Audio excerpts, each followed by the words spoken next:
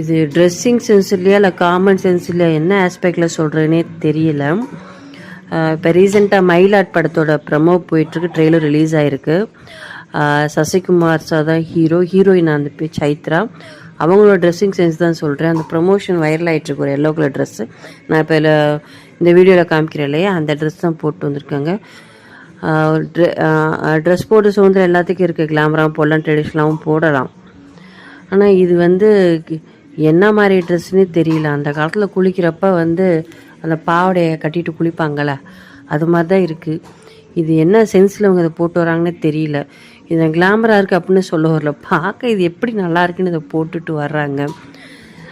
இப்போ சாய் பல்லவினா எடுத்துட்டிங்கன்னா அந்த கேரக்டருக்கு என்ன ட்ரெஸ்ஸாக போடுவாங்க, பட் வெளில வரப்போ ட்ரெடிஷ்னலாக வருவாங்க.